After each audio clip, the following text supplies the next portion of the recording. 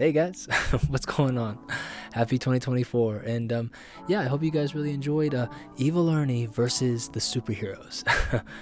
Guys, this one was a lot of fun to make, and really just kind of wanted to give some background on it. Essentially, I had intended to make it, but for whatever reason, I was been working on a upcoming video, for quite a while now, and then I think I just picked it up and did like a reread of Evil Ernie versus superheroes, and I mean it was fun for what it was. It's not my favorite Evil Ernie comic book by any means, but I just figured, well, there's been a lot of talk about superhero fatigue. People, not so much enjoying like the superhero movies and everything. I think comics altogether is a different story. Those are fine currently, but yeah. So I thought, well, hey, this would kind of tie in with that, and we kind of get a glimpse of what actual superhero fatigue looks like. So that's why I wanted to kind of put this one out here, and yeah, it ended up being fun.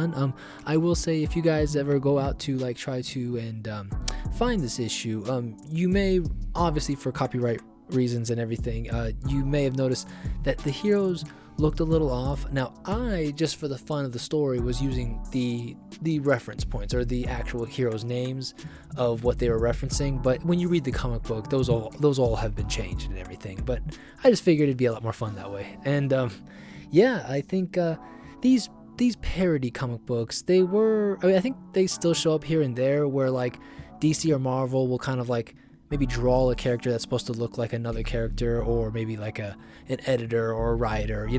These parody comic books, I guess for lack of a better term is what I'd call them. That tends to happen from time to time, and especially in the 90s. In the 90s, it seemed like there was a lot of, whether it was Image, kind of knocking DC or Marvel, or whether it was like, this creator knocking this creator. It just kind of seemed to be like a thing. And this story, I think that what I liked, what Brian did that was really smart to me, was he did his parody comic book. I mean, that's essentially what it is. I mean, it's very, very, very, very simplistic story. Like, basically, let's take our character, Evil Ernie, and let's put him in front of as many popular superheroes at the time, and basically have him kill them or destroy them or fight them. What does everybody want to see? And it's ludicrous. It's basically like an assembly line of like this hero versus Evil Ernie, this hero versus Evil Ernie. So again, not the best story by any means. I will say, he makes little commentary like on Spider-Man. At this point in time, you guys have to recognize that, it would have been 95, 96, I think. And would have been the Clone Saga era, so that's why there was that kind of commentary on that. But essentially, what I was mentioning about why I think it's so smart is we get what was the intention. We get this parody comic book. If you're a diehard Evil Ernie fan, and people always talking like, oh, well, could he beat this character, or could he fight this character?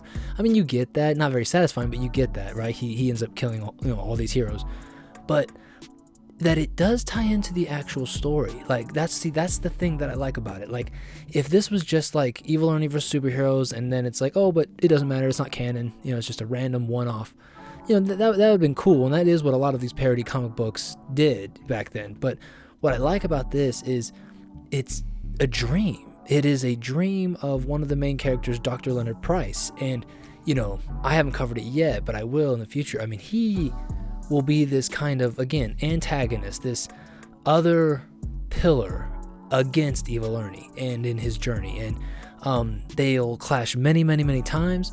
And currently, when he wakes up from this dream, you guys should have seen what happened in the last series. Oh my god, Evil Ernie destroyed this man. I mean, we're talking ripped off limbs, we're talking just damage upon damage. So it makes sense that he's it's actually in awe how this man survives this long throughout Evil Ernie's story, and we'll get to it. We'll get to it in the future for sure. I think you guys will enjoy it. But what I like about it is, there is a kind of a sense of dread. If you know the whole story, there's kind of a sense of dread that, like, Dr. Price is so just in, I don't know what the word would be, in awe, or just in just full of dread. The fact that, like, in his coma, he resorted to a childhood fantasy. Maybe in this world he grew up reading superhero comic books, and so his mind went there, and where superheroes are a reality, and and he gets to be a part of the fantasy, right? He gets to be friends with them. He's at the parties with them. He's invited to their weddings. They ask him to do favors, And ultimately he is the one, not Superman, not Batman, not any of these superheroes, but Dr. Leonard Price is chosen by cosmic beings of whatever to be the one to save the Earth, and he accomplished his goal. He does it, right? It's this childhood fantasy, but then also probably this lingering of, one, he wants to, you know, basically be forgiven of his sins, or like correct his mistakes. You know, he does believe that Ernie is his responsibility, and he's the reason why he's out here killing all these people. But the sad reality is that when he accomplishes all this, right, he succeeds in what he was hoping to do by destroying Evil Ernie and saving the Earth and returning life back to normal. He wakes up, right? He wakes up and he realizes it's not over, and he's immediately reminded. That's the thing, you know, I edited it a bit differently, but in the comic book, you know, he wakes up, he wakes up, and, you know, he screams, he's angry, and then immediately the TV turns on, and it's this eerie kind of like, you know, staticky kind of like, and then you just see that this undead figure speaking and like basically saying like, we're coming to get you, you know. And then we're talking not just one, not just two, but like an organized threat that is slowly taking over the United States. And, you know, people are, you know, building up walls, people are, you know, putting up, you know, in special camps. You know, Dr. Price, he's getting healed at some hospital, but it's probably walled off somewhere. I mean, the United States is in absolute chaos. There's, you know, and it's slowly deteriorating state by state as the zombies and Evil Ernie progress and move forward to the West Coast from the East Coast. So, yeah, it's a very scary and eerie time. You know, kind of almost warlike. Well, it might as well be.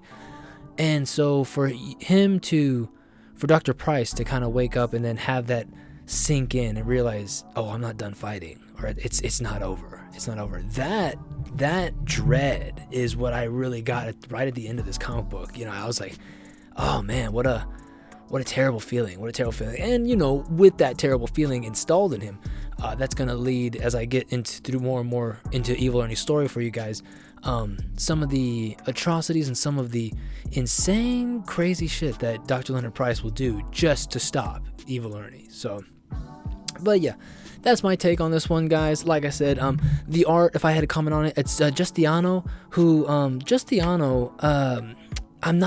I will admit this, I'm not the biggest fan of his artwork. Now, he will kind of be the leading charge, or kind of like the main artist on the Evil Ernie titles from this point going forward. Stephen Hughes would be kind of at this point switching out from Lady Death's storyline, and then I believe at this point Al Rio, or no, maybe Jim Balin is still doing the Purgatory story. So that's where we're kind of at with as far as artist goes. But yeah, Justiano, I mean, again, he's not bad artwork, but I don't like his usage of, it's so dark. He uses so many shadows and blacks, and it does have an eerie vibe to it that is appropriate for Evil Ernie. I will say that it's appropriate for Evil Ernie, but yeah, like I said, just not the biggest fan of it. So that's what the interiors are. If you didn't mind it, that's cool. You know, like I said, hey, you know, like I said, we'll be seeing more of that art. I believe in Destroyer, I think it's a long Evil Ernie series with featuring Chastity, but it's a good one. It introduces the villain Autopsy as well, so I'll get into that as well. But again, don't want to get too ahead of myself.